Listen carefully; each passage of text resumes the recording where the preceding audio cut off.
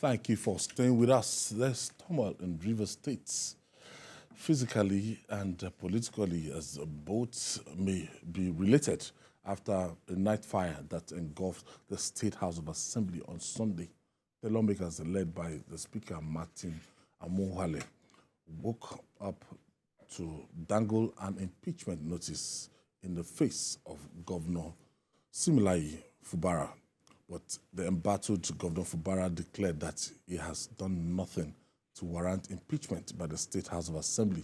Addressing his supporters at the Assembly complex, the governor assured the people of the states of more dividends of democracy. Let's hear from Governor Fubara.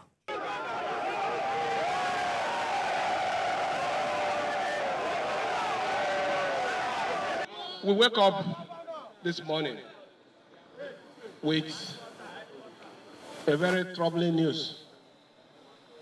We have gone to the assembly to see for ourselves what has happened. On my way there, I was shot at directly by the OC operation, or DC, or whatever they call him. Directly, it's not. But it doesn't matter. Somebody will die, one way or the other. Either you die inside your house, or you die on the road by something. But, so my journey today is, whatever it is that wants to happen, let it happen.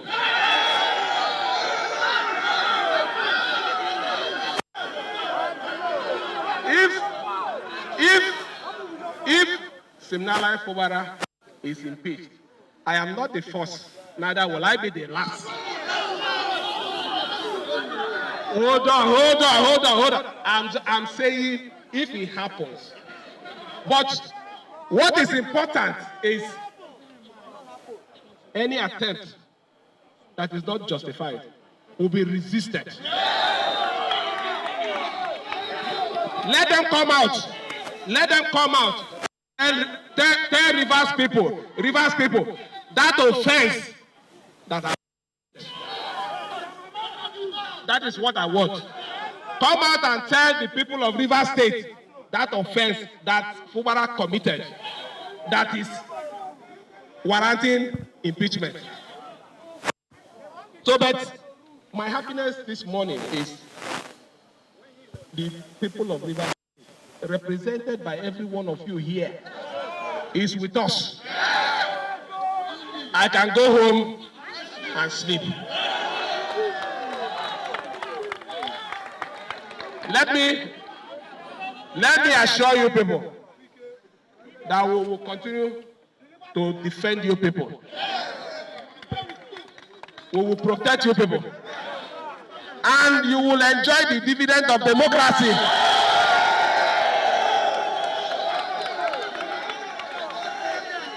Let me thank you again. I don't want to say more than this. At the appropriate time, I will address the press. Meanwhile, the former governor of Ekiti State, Amaewhule, saw this coming when he warned Governor Siminalayi Fubara to avoid clashing with his predecessor, Nyesom Wike. Let's hear former Governor Amaewhule.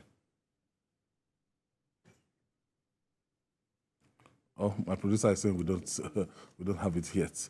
But Jide, coming to this now, I thought this is too early.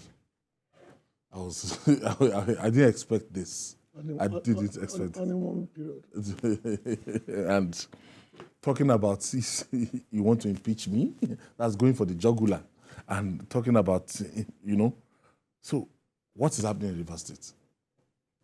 Well, it's difficult for us to say with finality the origin of the clash between the FCT minister, Nyesom Wike, and the governor of the state, Siminalayi Fubara. But what is clear is that there is a conflict And this kind of conflict will yield casualties on both sides. And that is why I always advise outgoing governors not to bother themselves so much about who becomes their successor, and after the person has become your successor, trying to exert so much control. It's a futile thing. It's just that Nigerian politicians don't learn. We've discussed this many times here. Anyone who becomes a governor with the tremendous power in his hands will find it difficult to allow somebody to sit somewhere and exert tremendous influence on him. At that point, he will not remember how much you spent to put him in office. That's not how many Nigerians think. In our little spaces, we see people that we help, we bail them out when they are neck deep in water. But they demonstrate traits of ungrateful people. They are the ones who will gossip about you, call you names, they will say, you know, all this. It just tells you that, look, you can't expect everyone that you have helped to be appreciative or to continue to be subservient. That's clearly what this man doesn't want.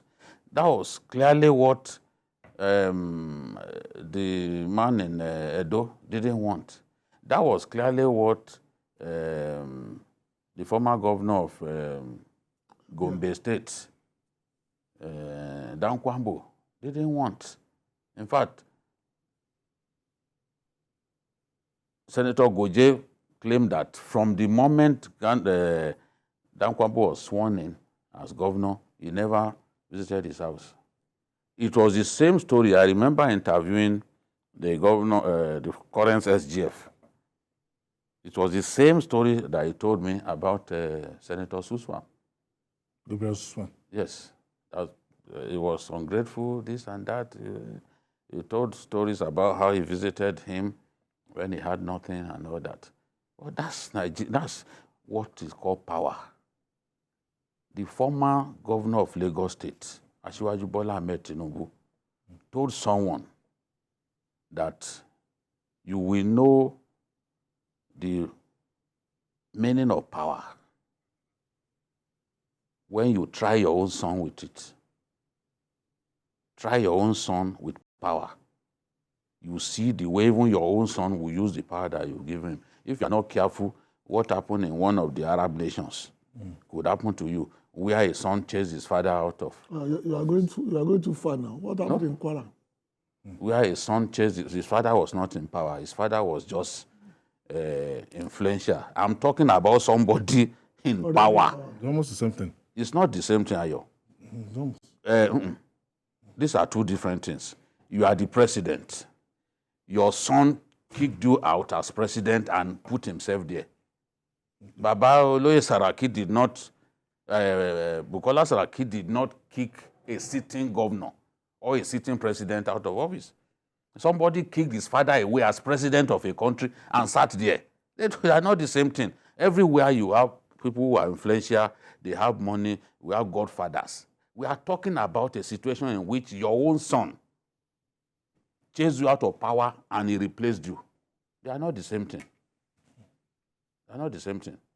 Bukola Saraki retired his father as what's it called? As a godfather.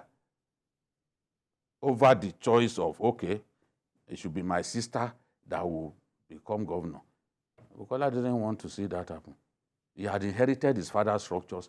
He retired his father because the father then went into a contest with him and lost in his bid to supplant, to put Gbemi.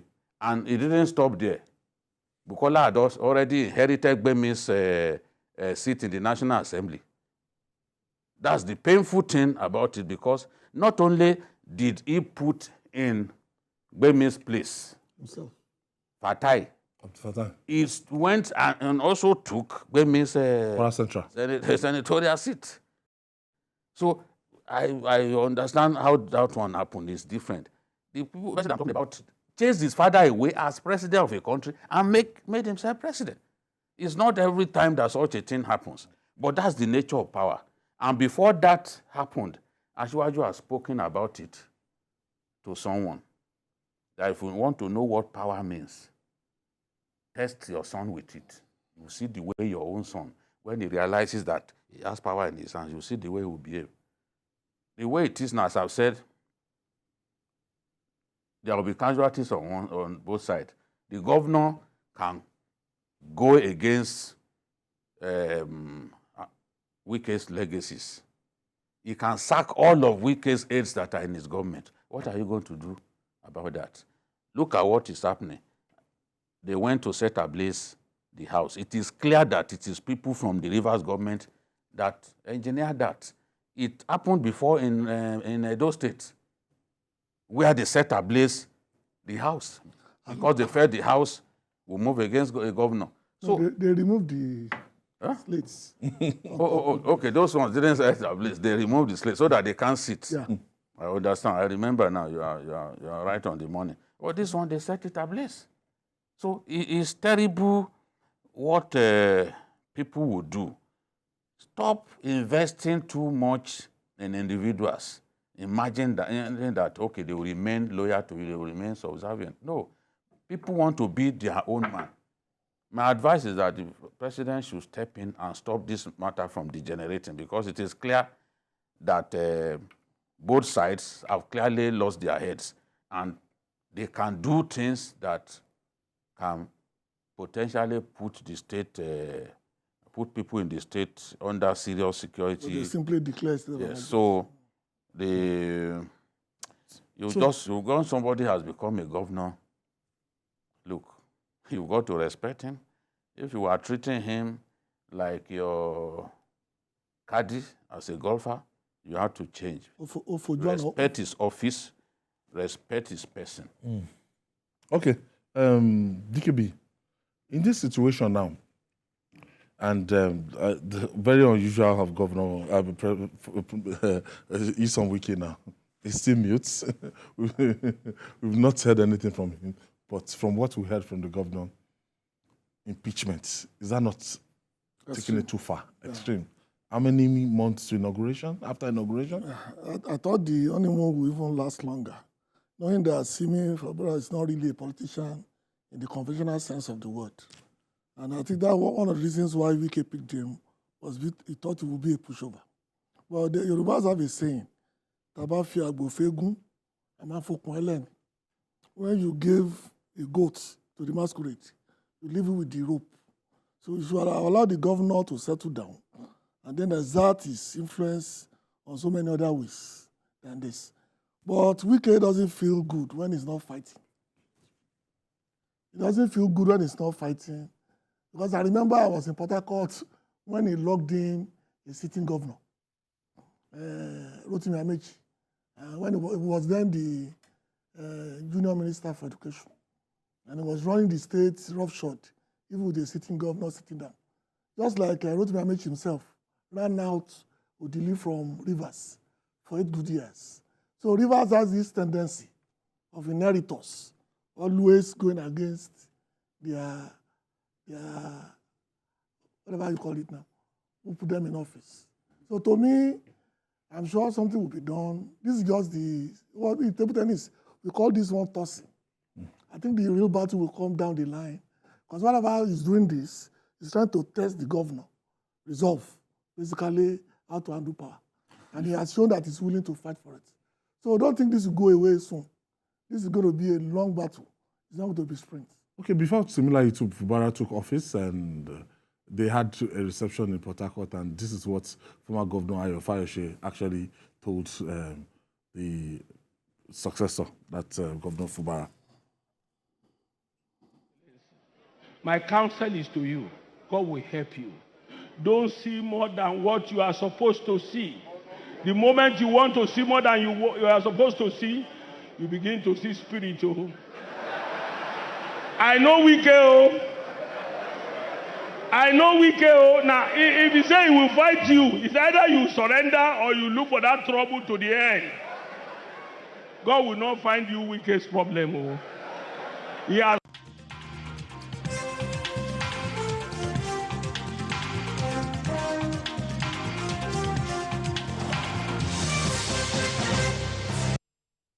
Jide, let's look at this politically now. I'm sure the People's Democratic Party, they might want to catch in on this, and I've been seeing messages in solidarity with the governor. And we can't describe Governor Wike as one leg in PDP, one leg out. So what might be the political implication of Rivers State? No, if I were the governor, if I were the minister, I would slow down because it's difficult to win this kind of fight. The worst can begin to happen before his eyes. Fubara will go and team up with Amaewhule. Because Amaewhule now is like a wounded lion. Since he lost in the primaries, he's been extremely bitter, more bitter than bitter leaf. And he does not like to even be seen in the company of members of his party. On the day of the inauguration, of the presidency, he was somewhere else in the company of people of a rival party. So that kind of person at this time will be happy to join Fubara to team up against Wike. Yes, and that is not what Wike would like to see happen. So the best thing, because I had even the House of Assembly, somebody who said is the speaker, I don't know whether he emerged legally, said that they are dissolving all the local governments, all the chairmen of local government are fired and all that. I even read somewhere too that they are going to suspend the chief judge of the state. I said, this is madness. Anarchy. You cannot suspend chief judge. You've not got the power. Learn from what happened in Ekiti State. It is only the NJC that can punish a judicial officer. Where did you get the idea from that you can suspend? One arm of government. What they are trying to do is, if those people have some level of sympathy for Wike, they are trying to cut off Wike's head, leave him without people who can help him win this battle. Because if the judiciary is not on his side, with the chief judge gone, and they've chased away the local government chairman, they will not be able to mobilize support for him at their different levels. So it's a battle that it appears even the governor is ready for. Right now, he has sacked some of Wike's aides working in his government, and I'm sure he will continue.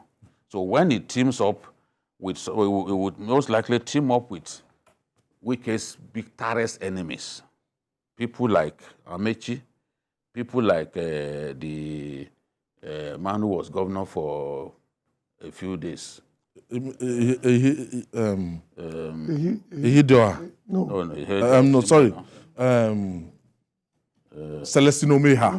Celestine Omeha. You know, Wike restored. That's why I felt like the court affirmed that Celestine Omeha was never a governor. Yeah. Wike restored all that is due to a governor, gave to him. The allowances, everything. Immediately Wike saw that. Immediately Wike, he got the House to do that too. You see how they use House of Assembly in our country. Immediately Wike saw that, he teamed up with Atiku. He then got the House to fire him again. And removed, and say, tell it to... And all the money they paid to him, that he should refund. He should refund it before? All the benefits that he got, that he should refund. So he can now go, Fubara can go and team up with people like Celestine Omeha. This is how politicians work. And the APC guys too. And the faction of, because they are divided, the faction of APC in the state loyal to Amaewhule, you can go and team up with those ones to fight him. Because he too, as I said to one of his supporters today, the best thing is for you people to come together, speak with your boss, get these two people to come back as one. In a case of no victor, no vanquished. This is not a contest. You know the way the governor sounded. Yes. I'm seeing it as like a point of no return. No. I do not see his politics now. He too has to speak like somebody in a position of strength. Okay. He has to show you that I am in a position of strength so that you too will retreat. So that when you retreat, you get your loyalists and their own loyalists to come together. They are the ones who will broker peace. And when they broker peace, you see them, they will hug one another. I said something, even this article saying all kinds of things about Tinubu. I said, no, I'm not analyzing that. I said here, I said, I won't be surprised if one day you see the two of them hugging one another.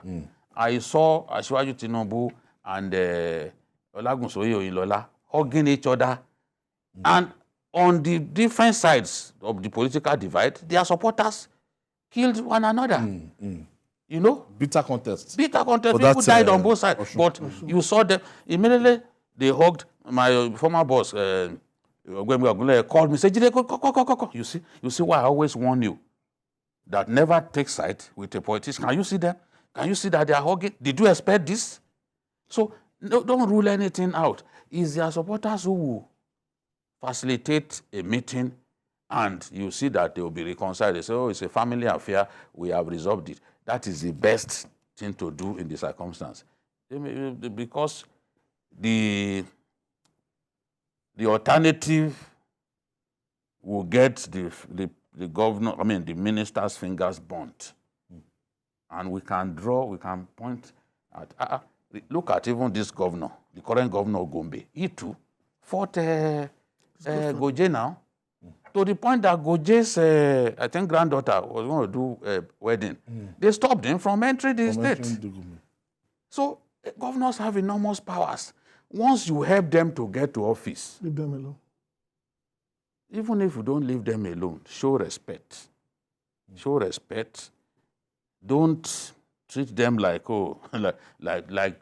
yesterday's man that they are. No. With the kind of money coming into their hands, and is the financial officer of the state, he's seeing money coming that he has so much power over. He can turn somebody to a billionaire within a twinkle of an eye. That's power. So once he realized that it's me, is it me that I have all this power? When you want to cross his path, he will do his best to cross. He will do his best. So this is not my advice for the minister. I like him. He's one of the star boys of this administration. Let him make peace with his boy so that he can focus on the assignment that they gave him at the national level. Talking about this impeachment, do you see it going anywhere? No. With the composition of the State House of Assembly now? No, I don't think we'll get that far. Of course, there'll be a notice, there'll be all the normal fluffing, but I don't think we'll go that far, because the cost will be enormous, both to the minister and the governor. Despite all the the governor is doing, he's still a virgin when it comes to the real use of power. And the Yorubas have been saying that power is like an agbada. It doesn't fit you at first. After a while, it now looks like it was sold for you purposefully. A year down the line, yeah. But for now, it's better to make peace with his godfather, make sure he's properly seated. Then, because this battle may not even be for today. It will be because Wike's relevance in this administration is his ability to control rivers. Yes. And the resources of rivers, both in votes and in other. So he cannot afford to be isolated from his base so soon. If he has no influence on his home state anymore, where is he going to exercise? His relevance in Abuja. Okay. So he has to retain that control. And there's fire in the mountain in Rivers State, and it's not so convenient to look at this situation and say, we know Rivers for development, we know what has been happening in Rivers State. I can just imagine if Governor Fubara continues from where former Governor Wike stops, and we already read about a bridge, an overhead bridge stretching through about 6 local governments that they plan, that the government plans to do. But some of the allegations against Fubara is that he's fraternizing with the opposition, with the enemies of the governor, after the governor helped him to get to office. Again, these things happen. It's not everybody that you help into office that has conscience. That's why I said initially that some people that you help them, they are neck deep in water, you help them out of the storm. It doesn't mean that they will not go against you. Even your own son can undermine you. So if Wike sees that somebody that he helps to get to power has suddenly turned against him, working with the opposition, criticizing some of his gas projects and all that, these things happen. He just has to manage him. So as I said, I still repeat what I said earlier, that the supporters of both of them, they have a big role to play to achieve a peace between both men, because the alternative is not good for the minister, neither is it even good for the state, because if they are setting ablaze property in the state, it is not to anyone's advantage. So I believe it's still possible for the two fighters to come together and make peace and focus on development. Development of the state. Yes. Okay, is like somebody that's, in fact, he doesn't look back. Yeah. So, do you see, can you see this through? Well, How is he so on ground to the extent of removing a sitting governor and, the way he wants it? well, he left power barely 6 months ago. So the influence and the people he put in place are not going to go away very soon. And the governor, no matter how much money at his disposal, cannot really get everybody to turn around immediately. So that's what I meant when I said it's going to be a long haul for that to happen. Ingratitude is part of human nature. And people have a saying that because you do somebody good deed doesn't mean they will not bite you. It's not really... Doesn't mean they won't repay you with evil. And besides, like we say in Ibadan, it's not really... The moment you are expecting to be repaid by the person you've done good for, that means the good you did was selfish. Because most of the time it is assumed that the good you did will be repaid to your son or to your grandson down the line. So people are not ready to repay anything. So that's why those... So a lot of people, don't apply. Some people are not ready. Some people are ready to... No, that's why it's not ready to repay. They are ready to repay you with evil. Stab you immediately. Yes. Look, I know people in this system that will do anything to bring down their boss. That's the nature of man. You can't really run away from it. But the best is that if you are a good person, continue to do good. My advice to Wike, like everybody else have said, is very simple. Make sure Rivers remains peaceful, remains politically relevant. And that's the only way for your own relevance going forward.